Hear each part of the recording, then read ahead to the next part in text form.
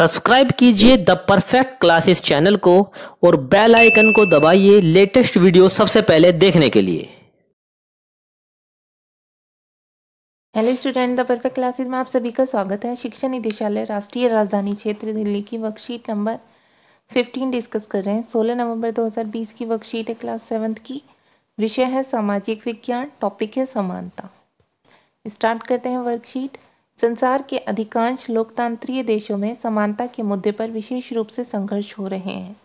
उदाहरण के लिए संयुक्त राज्य अमेरिका में अफ्रीकी अमेरिकन लोग, जिनके पूर्वज गुलाम थे और अफ्रीका से लाए गए थे, वे आज भी अपने जीवन को मुख्य रूप से असमान बताते हैं। जबकि 1950 के अंतिम दशक में अफ्रीकी अमेरिकनों को समान अधिकार दिलाने के लिए आंदोलन हुआ था। इससे पहले अफ्रीकी अमेरिकनों के साथ संयुक्त राज्य में बहुत असमानता का व्यवहार होता था और कानून भी उन्हें समान नहीं मानता था। उदाहरण के लिए बस से यात्रा करते समय उन्हें बस में पीछे बैठना पड़ता था। रोजा पार्क एक अफ्रीकी अमेरिकन महिला थी। 1 दिसंबर 1955 को दिन भर काम करके थक जाने के बाद बस में उन्होंने अपनी सीट एक गोरे व्यक्ति को देने से मना कर दिया।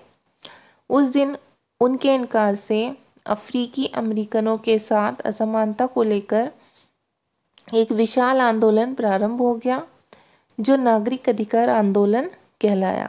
इसे सिविल राइट्स मूवमेंट्स भी कहते हैं। ओके स्टूडेंट्स, आगे देखते हैं। 1964 के नागरिक अधिकार अधिनियम ने नस्ल, धर्म और राष्ट्रीय मूल के आधार पर भेदभाव को निषेध कर दिया।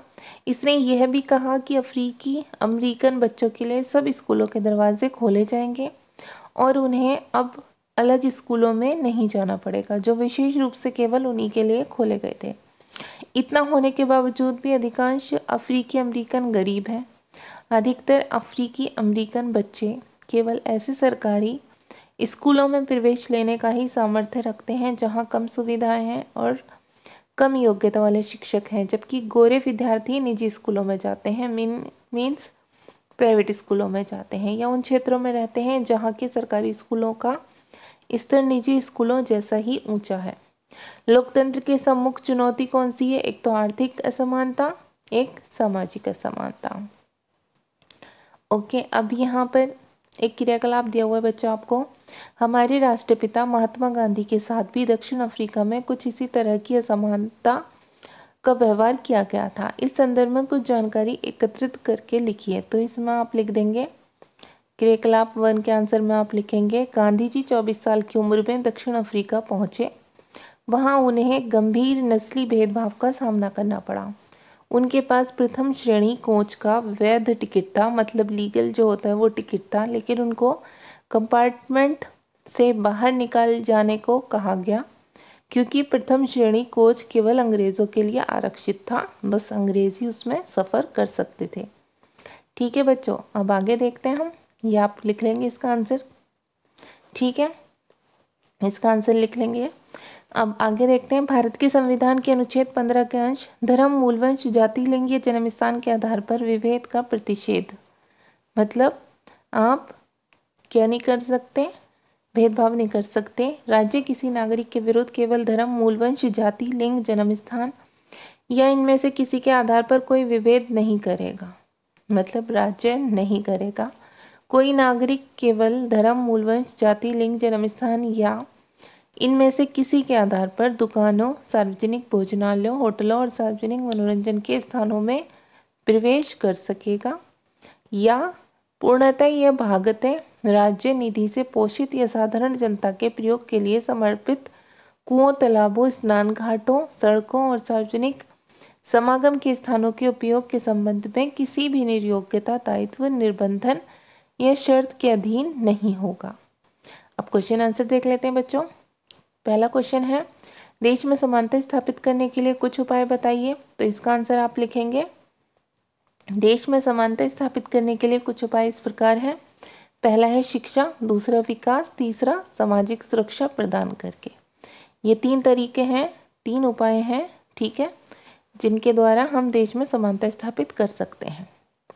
अब क्वेश्चन 1 हो गया।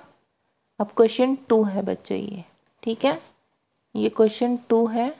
तो क्वेश्चन 2 में पूछा है, भारतीय संविधान समानता को किस प्रकार सुनिश्चित करता है, वर्णन कीजिए। ये आपकी वर्कशीट में यहाँ पर पूछा हुआ है ये क्वेश्चन। ठीक है, भारतीय संविधान समानता को किस प्रकार सुनिश्चित करता है, वर्णन कीजिए। तो इसका आंसर आप लिखेंगे, समानता का अभिप्राय यह है कि प्रत्येक व्यक्ति को राजनीतिक समानता, नागरिक समानता, सामाजिक समानता और आर्थिक समानता सुलभ हो। संविधान के 5 अनुच्छेद 14, 15, 16, 17 और 18, मतलब ये अनुच्छेद है, अनुच्छेद 14, अनुच्छेद 15, अनुच्छेद 16, 17 और 18 समानता के अधिकार को सुनिश्चित करते हैं। ये आप आंसर लिख देंगे बच्चों। ठीक है, अब क्वेश्चन नंबर 3 और है आपका, 1964 में अमेरिका में नागरिक अधिकार आंदोलन क्यों आरंभ हुआ। तो इसका आंसर वर्कशीट में से आप लिखेंगे। देखिए यहाँ से आप आंसर लिखेंगे, रोज़ा पार्क्स एक अफ्रीकी अमेरिकन महिला थी। 1 दिसंबर 1955 को दिन भर काम करके, ठीक है, थक जाने के बाद बस में उन्होंने अपनी सीट एक गोरे व्यक्ति को देने से मना कर दिया।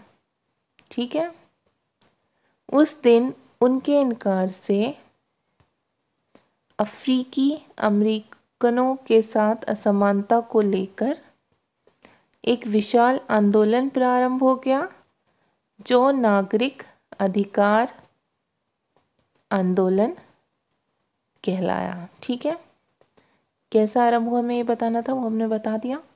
ठीक है बच्चों, आपकी वर्कशीट सॉल्व हो गई। अगर आपको मेरी वीडियो पसंद आई है तो प्लीज़ मेरी वीडियो को लाइक कीजिए, शेयर कीजिए, हमारे चैनल को सब्सक्राइब कीजिए। Thanks for watching.